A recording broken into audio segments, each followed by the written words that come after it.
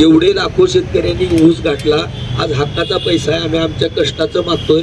रस्त्यावर भीक मागाची पाळी आली, आज एवढं पेंडॉल टाकून आम्ही इथं बसलोय आणि प्रशासन म्हणतंय नियम सांगते आम्हाला.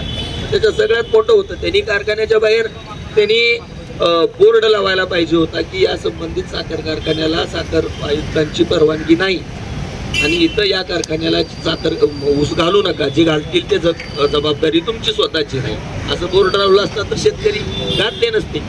काल विचारलं तर त्यांनी एक बारीक कात्रण दाखवलं, एकदम असं कोपऱ्यात जाहीर प्रकटन काढतो आपण त्या पद्धतीचे घटस्फोटाचे वगैरे जाहीर प्रकटन निघतात पेपरला तसं. आणि ते सोलापूर जिल्ह्यापुरतं होतं. पण तुमचं कारखाना कार्यक्षेत्र सोलापूर जिल्हा आहे का, जाहीर करा. तुम्ही कर्नाटक बॉर्डरपर्यंत ऊस आणता, धाराशिव जिल्ह्यातला आणता, सोलापूर जिल्ह्यातला आणता, लातूरपर्यंत तुमच्या गाड्या जातात तिकडल्या जिल्ह्याला. मग त्यावेळेस तुमचं हे प्रकटन त्या लोकांना कसं कळणार आहे? शेतकरी का रोज पेपर वाचतो का? नाही वाचत.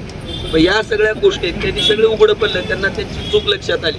चूक म्हणण्यापेक्षा सगळे किशे गरम करून झालेले धंदे आहेत. सरळ सरळ लाखो रुपयाचा कोट्या 130 कोटी 46 लाख आकडा दाखवलाय त्यांनी अधिकृत. मग एवढं म्हणजे चेष्टा आहे का? इथं 5-10 हजाराच्या रकमेला आम्हाला व्याज द्यायला लागलंय, तर 146 कोटीची रक्कम त्यांनी स्वतः आमची वापरायला लागला ना बिगर व्याजी. 14 दिवसाच्या ह्याच्यात पेमेंट करणं बंधनकारक आहे. 14 दिवसानंतर गेलं तर आम्हाला FRPच्या रेटनं 15% व्याजदर देणं बंधनकारक आहे साखर कारखान्यांना. आदेश आहेत तसे 1966च्या कलमानुसार.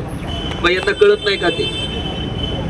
प्रशासनाला आमची हीच विनंती आहे की आम्ही मागेपर्यंत तुम्ही डोळे झाकून बसला होता का? एवढे कारखाने आहेत, त्यांचं महिन्याच्या महिन्याला तुम्ही अपडेट का घेतलं नाही हे कळलं पाहिजे का नाही? साखर आयुक्ताकडे ती प्रोसेस आहे. या महिन्यात किती गाळप झालं, किती मोलॅसिस, किती बगॅस, साखर किती, ऊस किती, कारखान्याचं पेमेंट किती केलं, लेबर पेमेंट किती केलं, ऊसाचं गाळप झालेल्या शेतकऱ्यांना अदा किती केलं आणि या महिन्याचं शिल्लक किती, याचं सगळे अपडेट देणं गरजेचं आहे. मग त्यांनी एकाही महिन्याचं दिले नाही. त्यांच्या ऑडिटरने एक शब्द टाकला, दिलंय पण आमच्याकडे तशी अधिकृत माहिती. मग तुम्ही ऑडिटर आहे, अधिकृत माहिती नाही तर ऑडिट केलंच कसं? हे सगळंच गोलमाल आहे.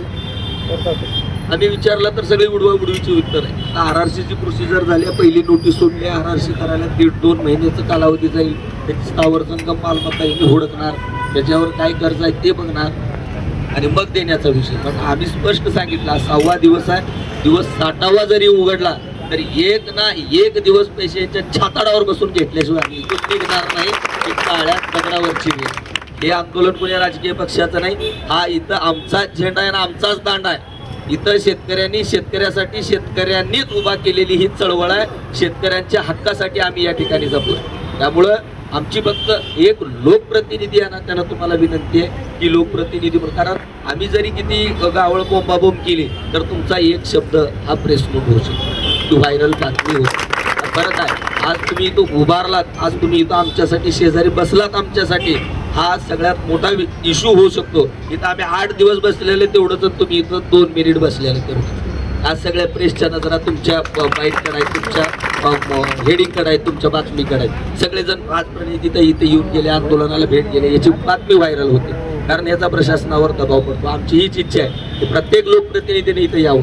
पण किती गंमत आहे बघा की आज 6वा दिवस आहे, स्थानिकच्या एकाही आमदारांनी किंवा पालकमंत्र्यांनी किंवा संबंधितांनी एकाने आम्हाला भेट दिली. एकाने. प्रवीण स्वामी आले धाराशिव जिल्ह्यातून, ते विरोधातले. कैलासदादा आले, ते विरोधातले. आज तुम्ही झगडताय, तुम्ही विरोधातल्या. स्थानिकचं कोण निवडून आले का नाही या 2 जिल्ह्यातून? त्यांचं कर्तव्य आहे का नाही? हा, मशीनवर बी जर असले तर त्याला तो विषय त्यांचा झाला, पण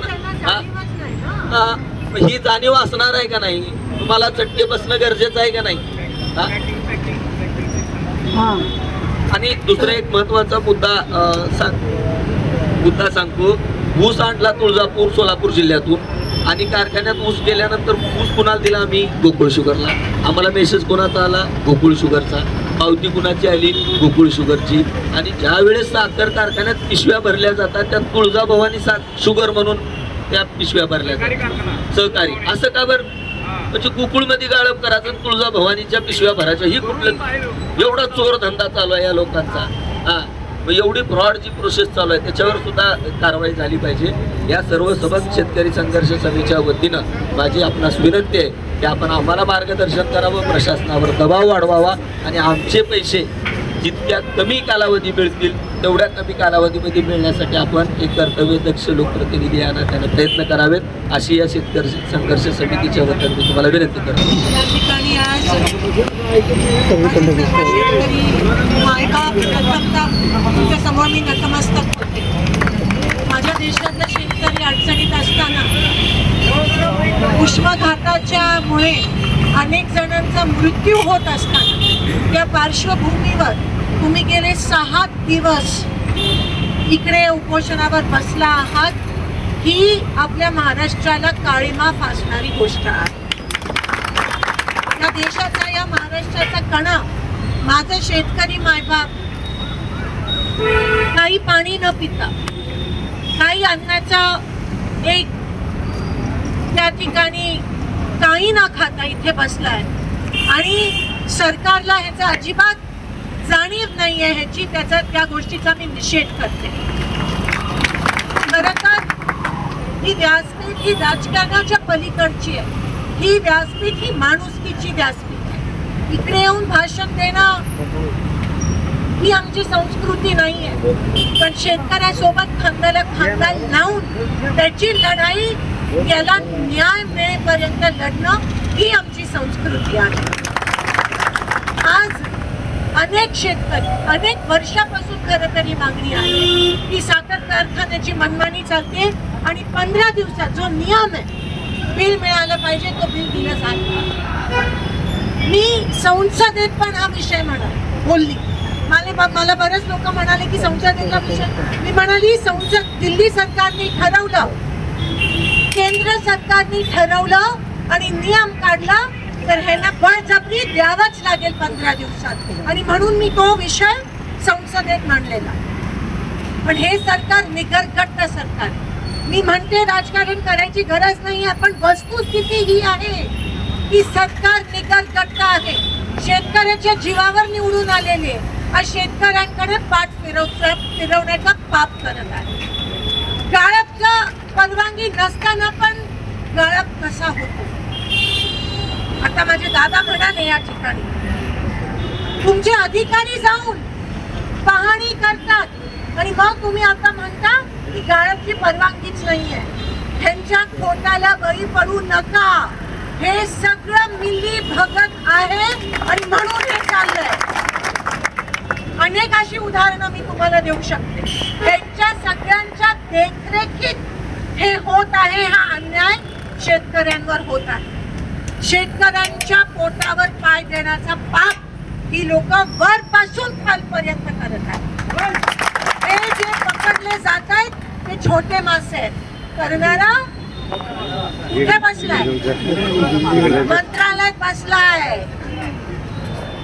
वरपासून खालपर्यंत पैसे कमवण्यासाठी किती 136 कोटीचा सब गोलमाल हे आपल्याला या ठिकाणी दिसून येतात. तुमची लढाई मी वैयक्तिकरित्या व्यर्थ जाऊ देणार नाही. मी भांडते ना. मी सत्तेसाठी राजकारणात आली ना मशीनमुळे इलेक्शन. जर जिंकली असेल आजपर्यंत इलेक्शन तर तुमच्या कृपेमुळे जिंकली आहे. प्रत्येक शेतकरी, प्रत्येक कामगारामुळे. आणि मी जर तुमच्यासाठी लढली नाही तर ती माझ्या हातून सर्वात मोठी चूक होईल, सर्वात मोठा पाप. आणि ती माझी संस्कृतीच नाही. जेव्हा माझा माणूस, मला आशीर्वाद दिलेला माणूस अडचणीत आहे, त्याच्याकडे पाठ फिरवण्याची संस्कृती आमची नाहीये आणि ना महाराष्ट्राची संस्कृती आहे. आणि आज महाराष्ट्राच्या संस्कृतीला सत्ताधारी काळीमा फासत आहे. तुमच्याकडे पाठ फिरव.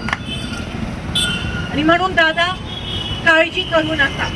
आज खरं तर काही दिवसापासून मी तुमच्या संपर्कात आहे.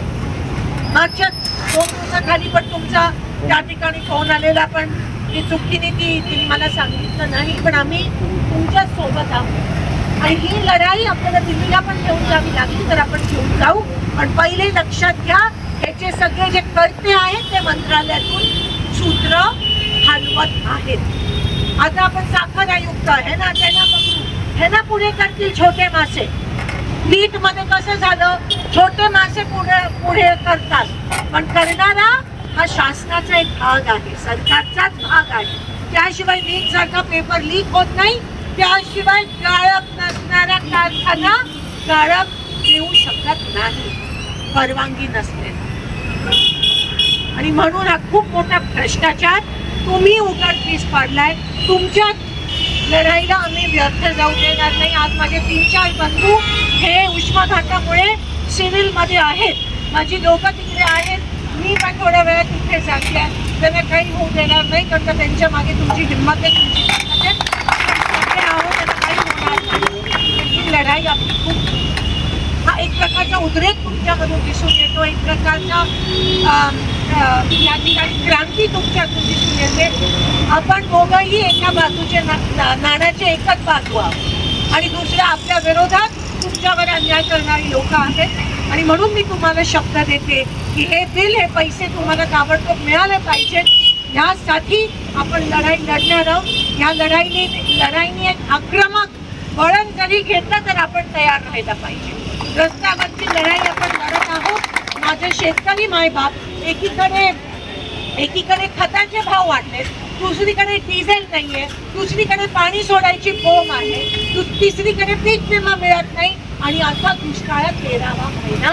तर संकटमध्ये शेतकऱ्यावर अन्नाचा पाप या सरकारने केला आहे. त्याचा निषेध मी करते. तुमची लढाई मी खांद्याला खांदा सोबत तुमच्या सोबत लढून या लढाईला न्याय मिळण्याशिवाय मी गप्प बसणार नाही. एवढं तुम्हाला एक तुमची बहीण म्हणून शब्द देते आणि तुम्हाला साथ देते. सरकारचा निषेध करून इथे थांबते दादा. आणि ह्या पुढे जे काही पावलं घ्यायचे ते मी व्यवस्थित तुम्ही आपण नियोजनबद्ध या लढाईचं नियोजन पूर्ण आपण करूया आणि त्या पद्धतीनंच प्रत्येक पाऊल घेत राहूया. तुम्हाला तुमच्या या कष्टाला आम्ही व्यर्थ जाऊ देणार नाही हा शब्द देऊन इथे थांबते. धन्यवाद. जय हिंद, जय महाराष्ट्र.